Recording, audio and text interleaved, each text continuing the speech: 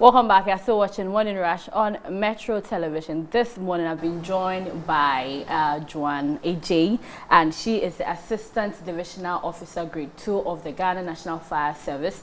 And it's always good to have you or see her here. I think last year we spoke on the 22nd of December. Yes, and today we get to have a conversation. Good morning, Joanne. Good morning. I hope you're good. I'm doing very well. It's good to see you. Good to see you too. I think the last time we spoke, we were talking most importantly about fire outbreaks on Christmas Day, and you helped with some statistics and some information. Today we'll go back on our normal usual conversation where we take it from the top, where you tell us the operations of the fire service, their objectives, and what they always hope to achieve. Okay, thank you very much. And I want to say a very good morning to your cherished viewers. I also bring you a very warm greeting from the Chief Officer and the whole Ghana National Fire Service. Fire service, we seek to prevent every undesirable fire that may come our way. We seek the safety of our people, the people of Ghana. And so that is our mandate. What we are established for is to ensure that everybody in this country is safe from undesirable fires, as well as any other life-threatening, events or happening. So that is our mandate. Your mandate, yes. Yeah. And zooming into this year, from January through to, let's say, August, what has been the numbers? Has it improved? Are people adhering to these protocols that you always talk about? I must say that we are beginning to see some improvement in the numbers, particularly in the first quarter, in the first 2 quarters of this year. From January to June this year, we have seen about 5% or over 5% decline in fire outbreaks. Yes, in the figures. Except that when we're entering into July, we are beginning to see a bit of a surge, and so I can say that our messages are reaching perhaps a section of Ghanaians, and then we are seeing some level of compliance, but not at the rates at which we really want to go. The pace is really, really slow, and so we have a lot more to do. Yes. And we will do that. Let's talk about the one you mentioned in July. What is the cause of it? Like the surge that is rising, what is caused? Is it home fire outbreak? Is it the workplace, industries, or where exactly is the problem? Well, domestic fires. Domestic fires have been on the rise. And so the highest out of all the categories of fire outbreaks we have had is from our homes, our residences. Because that's where a lot of activity happens. Most of these fires are electrical and also from the kitchen, which means that gas, that component of gas is also playing out there. And so these are the prevalent, the areas where we are having a surge in fire outbreaks. And talking about the whole region, which places, during this surge, which places is higher? Is it Accra, is it Kumasi, or any of the regions? Well, Greater Accra is on the rise, on the top, yes. Owing to its cosmopolitan nature and the number of activities that go on here. The population is part. Ashanti region is also coming up in that order. And so we are experiencing a lot of domestic fires in the Greater Accra region. Yes. John, let's talk about the challenges. Every time when you come in, we talk about the challenges. And I'm hammering on that to seek resolutions to it. Are the challenges coming down? Are they being met in regards to your side, or even general challenges surrounding the Ghana National Fire Service? The challenges are far-reaching. The challenges are wide. One of our very top challenges when it comes to handling of fires or our job is that we don't adhere to all the education that we give. You see, I always say that fire prevention is the best way to go. That is not, I'm not even the one saying it. It's something that has been established. Yeah.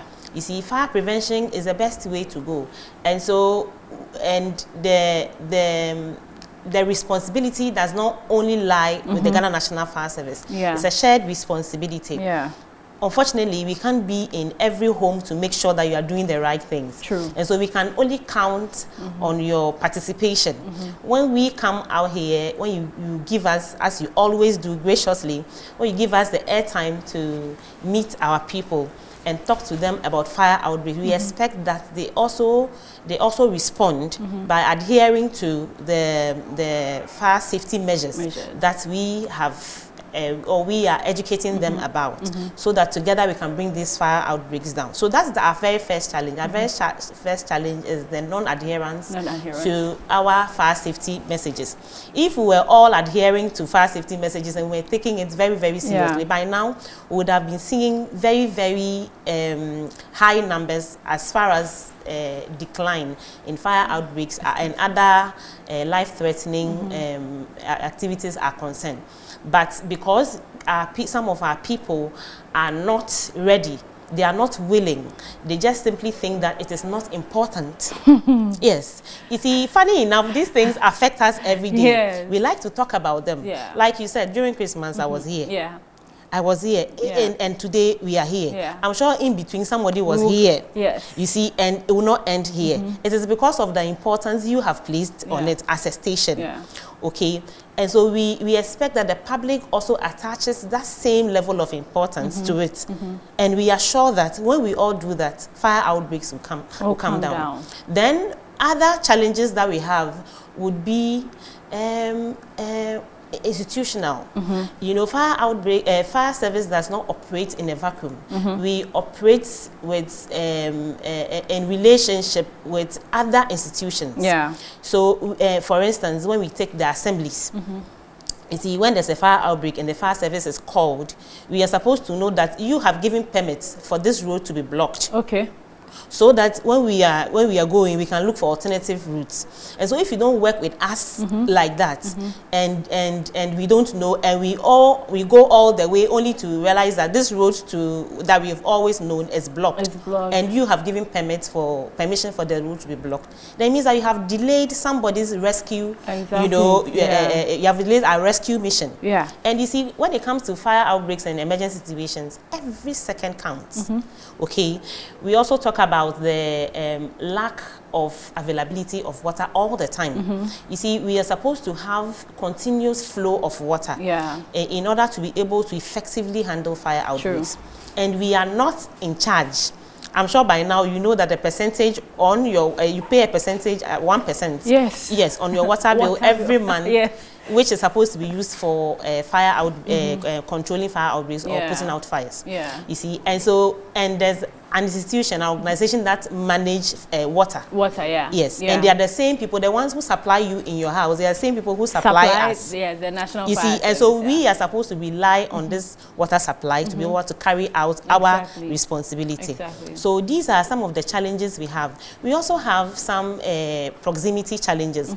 You see, for instance, when you take the whole of Achimota, when you take the whole of La Paz, you know, the nearest fire station you have close to La Paz is Abelimpi. Okay. You see, and so if there's a fire outbreak in La Paz, we would have to travel all the way from Abelimpi to La Paz. Yeah. You see, and that's quite far. Exactly. And I've just established here that every second counts when it comes to fire outbreaks or emergency situations. Yeah. So we expect that these our philanthropists, our real estate developers, when they develop their estates, they should give us some, you know, space.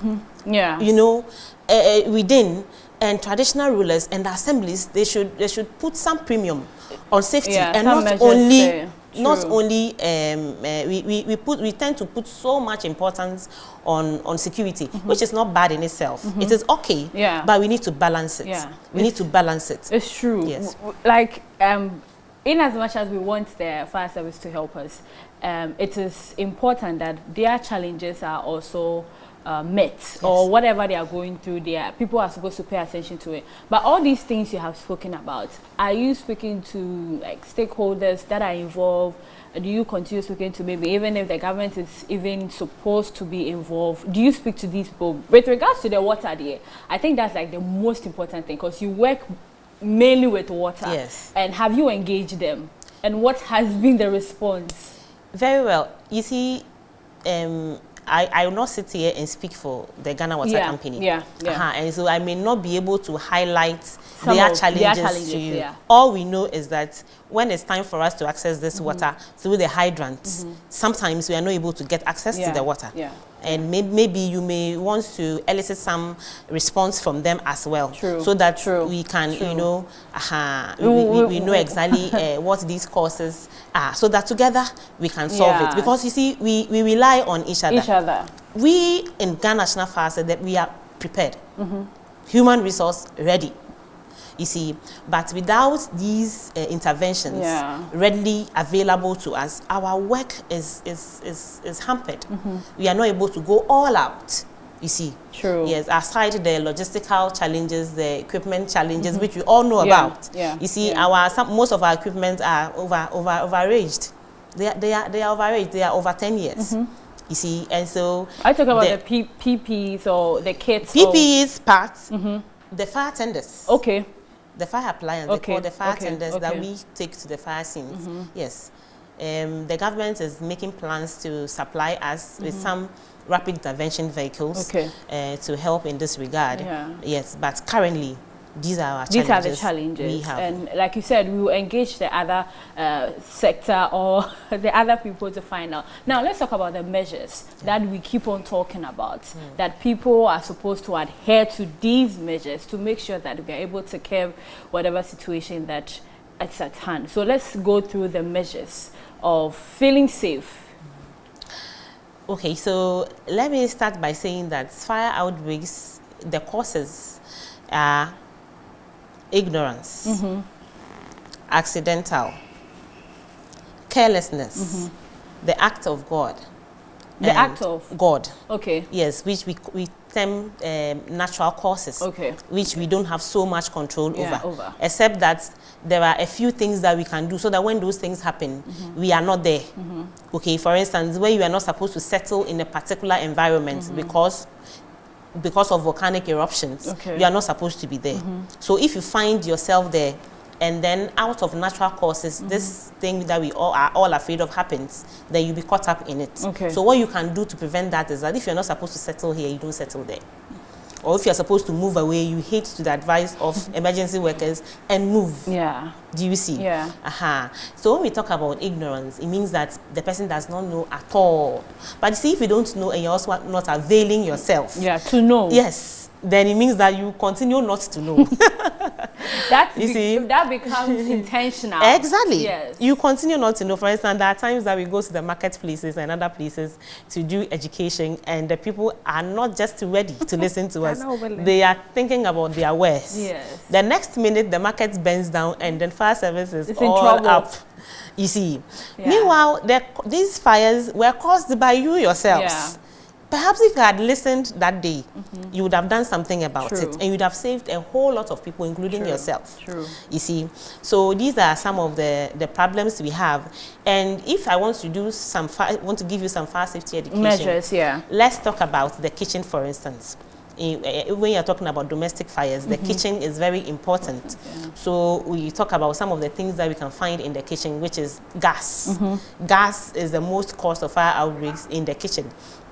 So we say that your cylinder, you should make sure that the cylinder you are buying is healthy.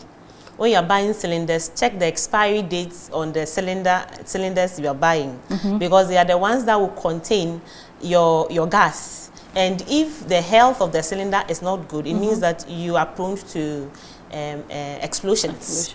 You see, and so buy cylinders from credible sources, and also check. You see, there are some bad people who would go and pick cylinders that are weak, people have thrown away, go and spray it and bring it to the markets for you to buy. That's true. And when that happens, it means that you are starting from where somebody ended. Yeah. You see, it's a metal, and so with time it wears. Yeah. The inside wears. That is why when you take an empty cylinder and you shake it, you hear some sound in it.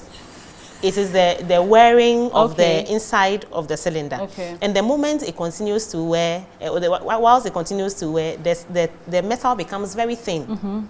And the gas that we put in that cylinder is quite powerful. Yeah. Sometimes it wants to expand.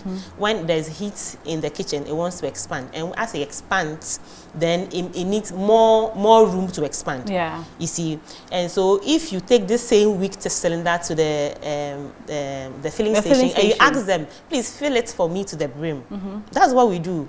You know, so we have 6 kg, we have 12 kg. They made it like that for you to leave some space on top. Yeah. So I think people don't understand why they normally do that. Yes. We feel like they want to cheat us. Yes. But I've been there a couple of times. They're like, "Whether we need me money, we have to put it on the side." Okay, so during the course of expansion, that is why we leave it. Exactly. Oh, okay. Exactly. Okay. It expands when there's heat. Okay.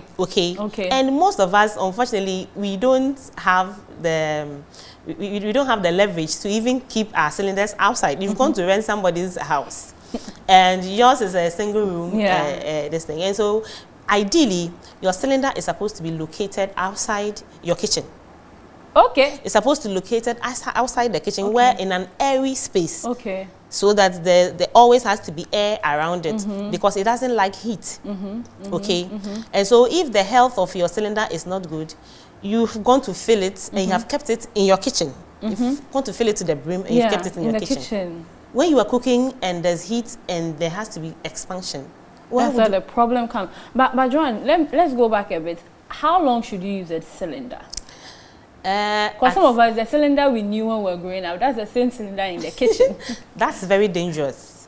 That's when, like I said, every cylinder comes with an expiry date. Okay. So that is what you should be checking on your cylinder. Wow. They have different manufacturers might have different expiry dates. Oh, it has the wear off. Yes.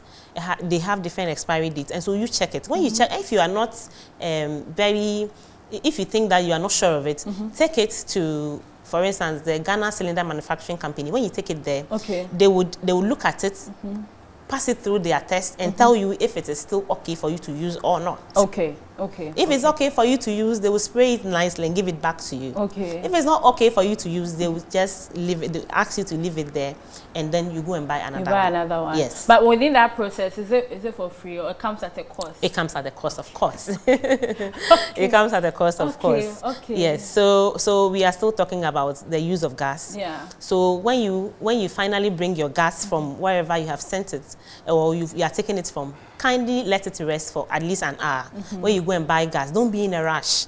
If you like, just eat kenke for that day. Yes. You know why I'm laughing? No. Maybe you are preparing soup and the gas goes off. It's better. What is better for that tiny soup to go bad?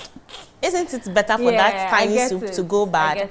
For you to save your life and the lives of your children and the rest of the occupants of the house? Rather than, just making sure that you want to eat that soup that day, you are afraid the soup will go bad and unfortunate happens to you. I think I did know that one. Thanks for hammering on it. When you buy the gas, you have to leave it for at least an hour. At least an hour, yeah. Yes. Normally when we buy fridge and when you are bringing it from the house, because of the shaking and everything, when you buy it, it is advised to put it down for 24 hours. The gas should settle down before you use it. So even when we buy new phones, when we buy new charge phones, it for you're supposed to charge it, and we are patient enough to charge these phones, even if it means that you will not receive calls for that period of time. When it comes to other things, safety, we don't want to really pay attention to it. You see, so it's really an issue. Yes.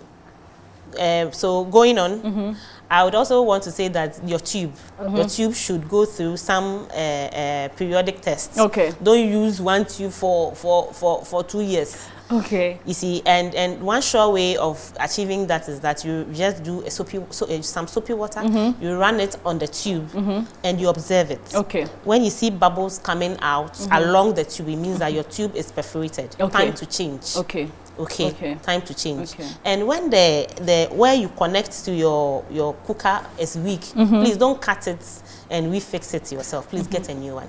Okay. Okay. Get a new one. Okay. And when you are cooking with this gas, make sure that you first turn on you check whether your burners are turned off first before you turn on the knob on your cylinder. Your cylinder, yeah. Otherwise, when they are still on and you turn it on, it means that gas is already coming out before you strike the match. True. After doing this, make sure that you strike the match, you see the lights before you turn on the knob on your cooker. Okay. Okay. So that in the process, you don't turn on the knob and then you have gas coming out, and then your attention is sent somewhere. By the time you come back, you think, oh, everything is still normal. Then you strike a match. All this while the gas has been coming out. It could cause an explosion. Exactly. Yes. It could cause a fire outbreak. So let's be careful about the use of gas. That is about gas. When we are also talking about electricity in our homes, that's if you have time. Joanne, we are almost done. So, like, summarize the electrical part and any final thing that you would like to add, viewers should know before we go. Very well. So, I would want to say that when it comes to electrical wiring, let's contract qualified electrical, engineers. That is their job. Okay. And so they know the various measurements, they know the various qualities to use for what job. And also, let's make sure that we are not using faulty appliances. We are not using faulty appliances. We are not running our electrical wires through our carpets. Okay. Okay. We are not using faulty sockets. Let people come and look at it for you. Okay. And let's be careful about all of these things, and we are fine. Okay. Joanne J, thank you very much for the education this morning. I mean, I've learned a lot, and I hope everyone or anyone tuned in also learned a lot from what she was saying. So we spoke to Joanne J, who is the Assistant Divisional Officer Grade 2. I got it right? Yes, you did. Thank you very much for educating us on everything that has to do with the Ghana National Fire Service.